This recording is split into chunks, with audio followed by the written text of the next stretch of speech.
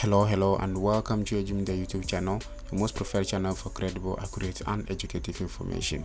This is the third of our 4-series video on GES aptitude test for promotion and selection to a higher rank.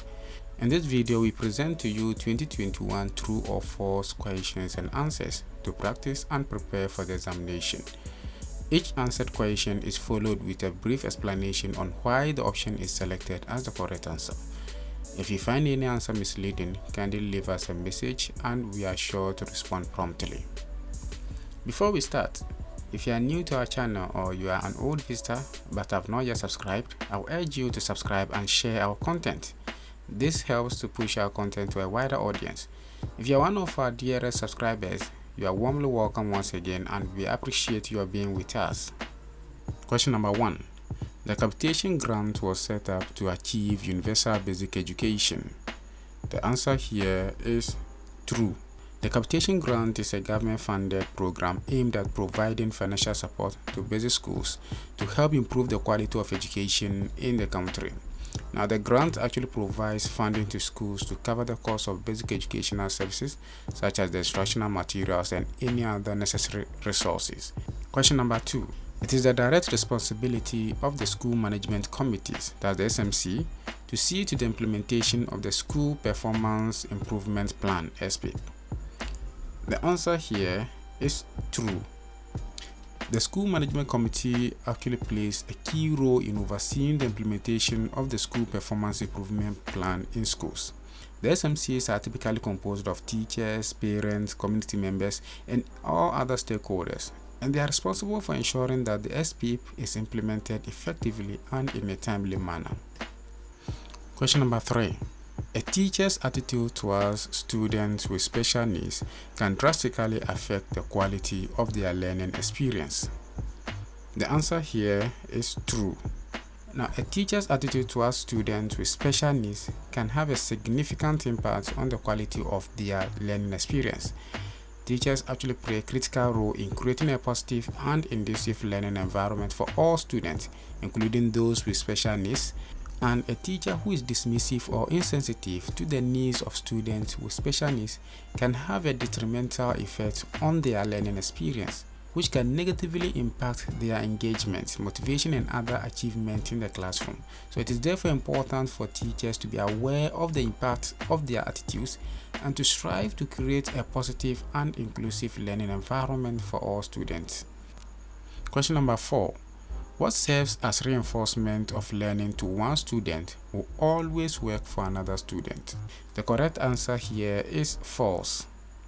Now, what serves as reinforcement of learning to one student will not necessarily work for another student. Every student is unique and has their own individual learning style, motivations, and preferences. What may be an effective reinforcement of learning for one student may not be effective for another student. Therefore, it's very important that you understand, as a teacher, you understand the individual needs and motivations of the student and also adapt to the teaching strategies and reinforcement in the classroom. Question number 5. The provisions made in the Education Act 778 resulted in the Ministry of Education's decision to institute the professional licensing and registration policy for teachers. The correct answer here is true. Now, the Education Act 778 outlines the framework for the provision of education in Ghana. It includes the roles and responsibilities of the various stakeholders such as the teachers, school administrators, and even the Ministry of Education itself. Now, the Act also lays out the standards and requirements for teacher education, certification, and professional development. Question number 6. There are 4 main programs under the Ghana Education Service. The correct answer here is true. Now, under the Ghana Education Service, there are 4 main programs. We have 1, basic education, which comprises of the kindergarten, the primary, and then the junior high schools. We also have the pre-tertiary education, then the secondary education comprising senior high school, that's SHS, and technical and vocational education. Then we have the special and inclusive education. These are the 4 main programs under the GES. Question number 7. The governing council of GES is made up of 15 members. The correct answer here is true. Now, the governing council of GES is actually made up of 50 members, and these members are taken from all different agencies. You have a member from the West African Examination, probably is actually the head of the West African Examination in Ghana. Then we have the National Schools Inspectorate Authority, we have the National Teaching Council, and then we have officers from the National Council for Curriculum and Assessment. We have the teacher unions be represented. We have the Ministry of Education itself having its rep there. Then the Local Government Service Council also have an officer there. Then we also have the faith-based organizations. We have the non-teaching staff for GES, that's the table. And then the president also nominates an official to join this particular council. The head of the GES is also part of this particular council. So the GES council, the governing council, is made up of the 15 members. Question number 8. GES is responsible for the implementation of approved national tertiary educational policies and programs. The correct answer here is true. Now, as the primary government agency responsible for the management and administration of education in Ghana, the GES has a wide range of responsibilities, including setting educational policies and standards, managing the allocation of educational resources, and overseeing the implementation of educational programs at all levels of the education system in Ghana. Question number 9. In alphanumeric classification of filing, files are arranged in the order of numbers. The correct answer here is false. Now, the reason why this is false is that in alphanumeric classification of filing, files are arranged in both numerical and alphabetic order. So, alphanumeric classification is a method of organizing files and documents that are based on a combination of letters and numbers. Now, the next question. The most suitable Microsoft Office application to keep personal records of staff in a school is Microsoft Access. The correct answer here is true. Now, the reason why this is true is that Microsoft Access is suitable for keeping personal records of staff in a school. Microsoft Access is actually a database management system that allows users to create and manage databases, and it allows you to store, organize, and access data in a structured and efficient manner. So the next question we have here is question number 11. Accountability and improvement are two major purposes of assessment in education.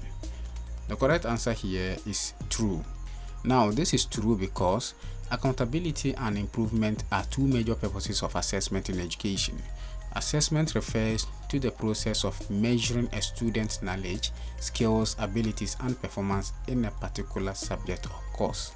Assessment is important for accountability because it provides a way for the teachers and the institutions to determine whether students are meeting the established standards and also the expectations of the learning are being met, such as the learning objectives. Question number 12. If a test is valid, then it is reliable. The correct answer here is false. Now, the reason why this is false is because validity and reliability are two distinct but related concepts in the field of assessment and testing. Validity refers to the extent to which a test accurately measures what it is intended to measure. In other words, a valid test measures what it is supposed to measure and is aligned with the content and skills being taught. Reliability, on the other hand, refers to the consistency and stability of a test result over time. So, a reliable test produces consistent and accurate results regardless of who takes the test or when the test is taken. Question number 13. The National Teaching Council is not a division of the Ghana Education Service. The correct answer is true. Now, the National Teaching Council is a government agency in Ghana that is responsible for the regulations of the teaching profession in the country. The NTC sets its own standards for teacher education and professional development, and it is responsible for the registration, licensing, and accreditation of teachers. It is not a division of the Ghana Education Service, but rather it operates as an independent agency under the Ministry of Education. Question number 14. Delegation in a school setting is a process by which school heads transfer their core responsibilities to their subordinates. The correct answer here is true. Question number 15. The West African Examination Council does not operate in Francophone West Africa. The correct answer here is false. Now we all know very well that WAEC operates in other West African francophone countries such as Burkina Faso, Senegal, and then the Cote d'Ivoire. Question number 17. An assessment procedure should not be based on the characteristic to be measured. The correct answer here is false. Now the reason why this is false is that an assessment procedure should actually be based on the characteristics to be measured. In order for the assessment to be valid, it must accurately measure what it is intended to measure. The assessment procedure should be designed to assess the specific knowledge, skills, abilities, or characteristics that are being tested. The next question is question number 17. The National Accreditation Board is responsible for accrediting service providers who offer in-service training services to teachers. The correct answer here is true. Now, the National Accreditation Board is an independent government agency established under the Ministry of Education. It is responsible for establishing standards for education and training in Ghana. One of its responsibilities is also for the accreditation of all providers of teacher education and in-service training services in Ghana. Alright, so this is all that I have for you in this particular video. As I said, this is the third of our 4 series video that we are bringing to you for you to prepare for the GES aptitude test examination. If you like this video, hit the like button, share it to any other colleague of yours who is also preparing to write the examination. See you in our next video.